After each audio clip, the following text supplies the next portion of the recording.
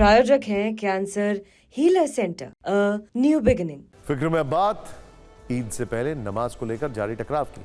मेरठ में पुलिस ने कल ईद की नमाज सड़क और छत पर न करने का ऑर्डर जारी किया था, लेकिन अब इस पर सियासत शुरू हो चुकी और तानाशाही की याद दिलाई जा रही है। यह काम किया है केंद्रीय मंत्री जयंत चौधरी ने।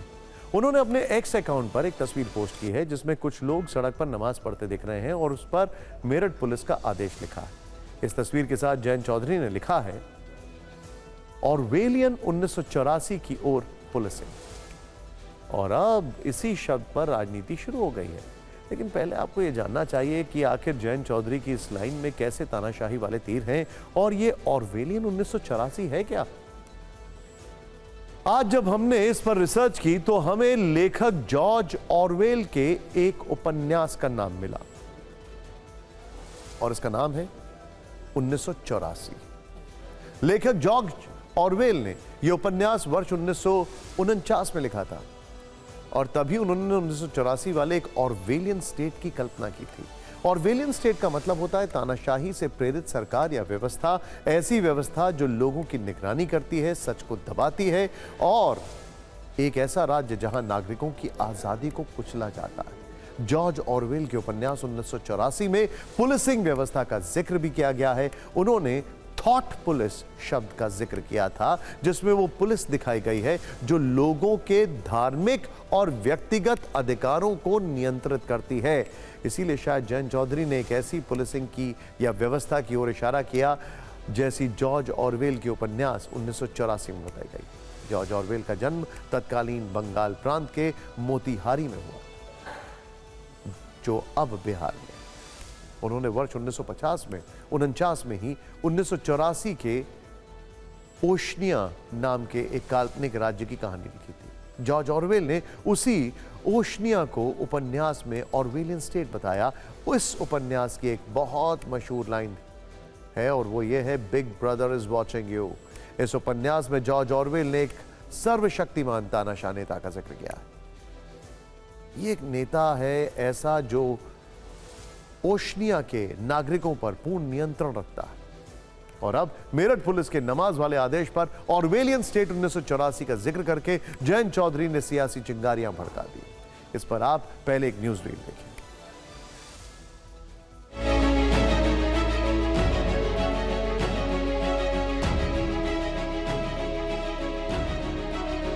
सड़क नमाज पढ़ने की जगह नहीं है।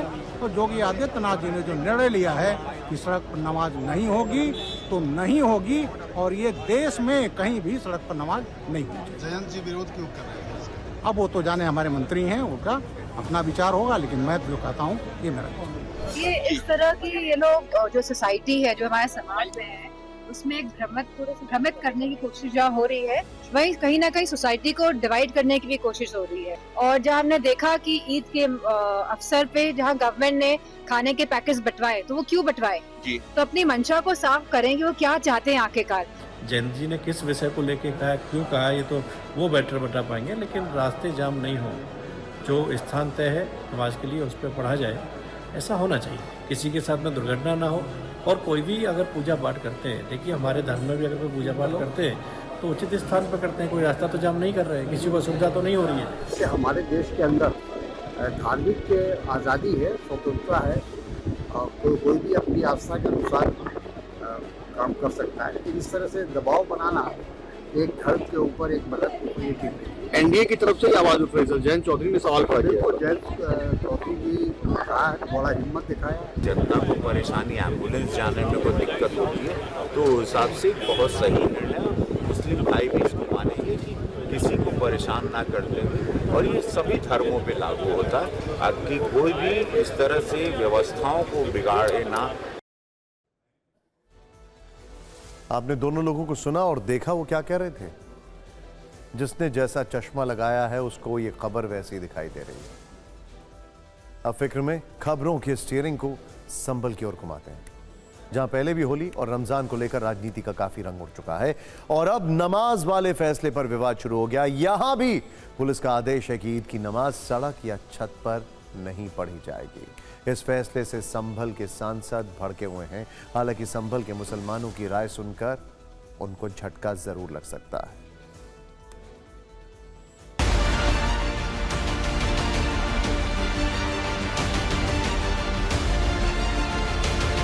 छत हमारा किसी का घर है, छत है, तो उसे रोकने का क्या मतलब बनता है? ये तो हमारे अधिकारों का उल्लंघन है। लेकिन हम मशवरा कर करके मैं अपने वकील से मैं कोर्ट भी का दरवाजा खटखटाऊंगा।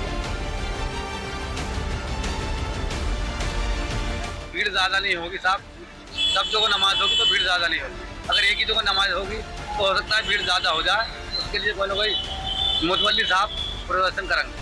सर हम तो इस बात से बहुत खुश हैं और हमारा पूरा इंतजाम है। हम सड़कों पर नमाज अदा नहीं करेंगे, हम भले ही मस्जिदों के अंदर दूसरा के दो दफ़ा नमाज पढ़ेंगे, 2 दफ़ा अदा कर देंगे। नहीं, वो तो मस्जिदों में ही नमाज होती है और ईद की नमाज जो है वो ईदगाह पे होती है, न छत पे होती है न रोड पे होती है। ये छतों पे नमाज नहीं हो, नानों का अगर मान लो छत पे कोई कमजोरी है, किसी की छत पे ज्यादा पब्लिक हो गई, वो गिर गई, तो उसमें हादसा हो जाएगा, लोग जख्मी हो जाएंगे। इसलिए बेहतर यही है कि नमाज जो है वो मस्जिद में ही होगी, सड़कों पे रोड पे नमाज नहीं होगी, न किसी छत पे होगी नमाज। सभी को सभी के त्योहार मनाने की पूर्ण स्वतंत्रता होगी, लेकिन यदि कोई भी बाधा उत्पन्न करने का प्रयास करेगा तो उस पर कड़ी कार्रवाई की जाएगी। छतों पर नमाज अदा करना कोई परंपरागत रूप से नहीं है। यह मात्र इसलिए रोका जा रहा है जिससे कि दुर्घटना घटित हो सकती है और इसकी पूरी संभावना है कि भारी संख्या में छतों पर भीड़ जमा हो जाए और तत्पश्चात कोई घटना घटित हो जाए।